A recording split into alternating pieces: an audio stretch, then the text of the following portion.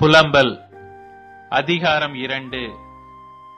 ஐயோ, ஆண்டவர் தமது கோபத்தில் சீயோன் குமாரத்தியை மந்தாரத்தினால் மூடினார்.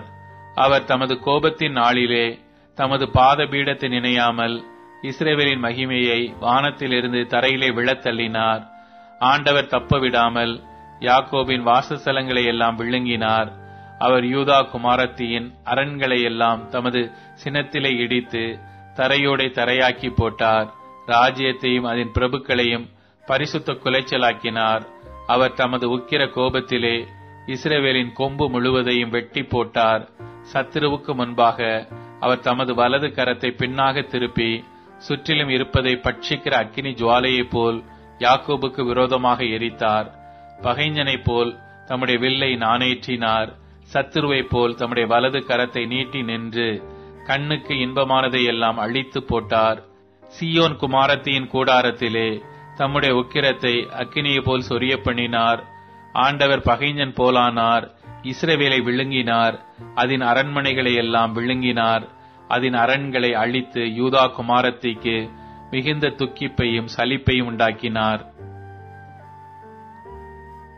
தோட்டத்தின் வேலியைப் போல இருந்த தம்முடைய வேலியை பலவந்தமாய் பிடுங்கி போட்டார்.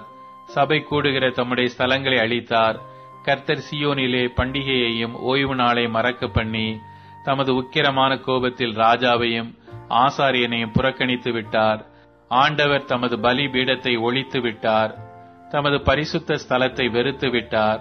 அதனுடைய அரமனைகளின் மதில்களை சத்துருவின் கையில் ஒப்புக் கொடுத்தார். பண்டிகை நாளில் ஆரவாரம் பண்ணுகிறது போல் கர்த்தரின் ஆலயத்தில் ஆரவாரம் பண்ணினார்கள். கர்த்தர் சீயோன் குமாரத்தியின் அலங்கத்தை நிர்மூலமாக்க நினைத்தார். நூலை போட்டார். அழிக்காதபடி தம்முடைய கையை அவர் முடக்கிக் கொண்டதில்லை. அரணிப்பையும் அலங்கத்தையும் புலம்பச் செய்தார்.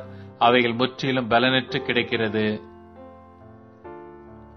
அவள் வாசல்கள் தரையில் அமிழ்ந்து கிடக்கிறது. அவள் தாழ்பாள்களை முறித்து உடைத்து போட்டார். அவள் ராஜாவும் அவள் பிரபுக்களும் புற ஜாதியாருக்குள் இருக்கிறார்கள். வேதமும் இல்லை. அவள் தீர்க்க தரிசிகளுக்கு கர்த்தரால் தரிசனம் கிடைக்கிறதும் இல்லை. சீயோன் குமாரத்தியின் மூப்பர்கள் தரையில் உட்கார்ந்து மௌனமாயிருக்கிறார்கள். தங்கள் தலைகளின் மேல் புழுதியை போட்டுக் கொள்கிறார்கள். இரட்டு உடுத்தி இருக்கிறார்கள். எருசலேமின் கன்னியர்கள் தலை கவிழ்ந்து தரையை நோக்கிக் கொண்டிருக்கிறார்கள். என் ஜனமாகிய குமாரத்தியின் நொறுக்குதலின் நிமித்தம் கண்ணீர் சொரிகிறதினால் என் கண்கள் பூத்து போகிறது. என் குடல்கள் கொதிக்கிறது.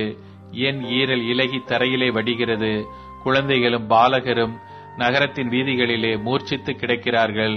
அவைகள் குத்துண்டவர்களைப் போல நகரத்தின் வீதிகளிலே மூர்ச்சித்து கிடக்கும் போதும் தங்கள் தாய்களின் மடியிலே தங்கள் பிராணனை விடும் போதும் தங்கள் தாய்களை நோக்கி தானியமும் திராட்சரசமும் எங்கே என்கிறார்கள். எருசலேம் குமாரத்தியே, நான் உனக்கு சாட்சியாக என்னத்தை சொல்லுவேன்? உன்னை எதற்கு ஒப்பிடுவேன்? சீயோன் குமாரத்தியாகிய கன்னிகையே, நான் உன்னை தேற்றும்படிக்கு உன்னை எதற்கு நிகர் சொல்லுவேன்? உன் காயம் சமுத்திரத்தைப் போல் பெரிதாயிருக்கிறதே. உன்னை குணமாக்குகிறவன் யார்?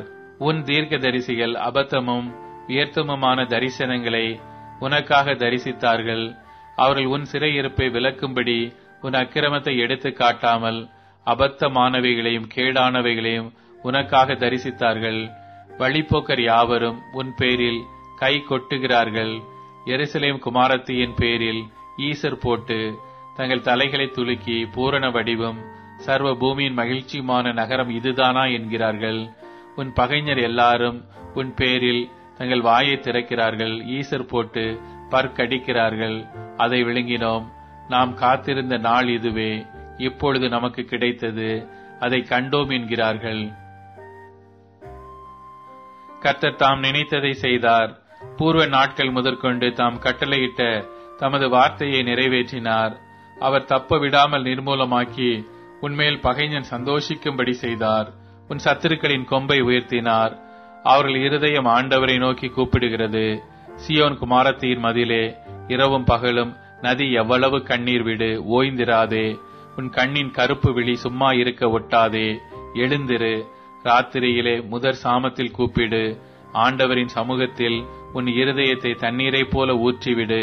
எல்லா தெருக்களின் முனையிலும் பசியினால் மூர்ச்சித்து போகிற உன் குழந்தைகளின் பிராணனுக்காக உன் கைகளை அவரிடத்திற்கு ஏறெடு. கர்த்தாவே, யாருக்கு இந்த பிரகாரமாக செய்தீர் என்று நோக்கி பாரும்.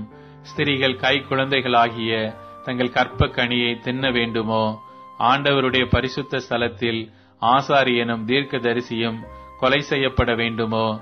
இளைஞனும் முதிர் வயதுள்ளவனும் தெருக்களில் தரையிலே கிடக்கிறார்கள். என் கன்னிகைகளும் என் வாலிபரும் பட்டயத்தால் விழுந்தார்கள். உமது கோபத்தின் நாளிலே வெட்டி அவர்களை தப்ப விடாமல் கொன்று போட்டீர். பண்டிகை நாளில் கும்புகளை வரவழைப்பது போல் சுற்றிலும் இருந்து எனக்கு திகில்களை வரவழைத்தீர்.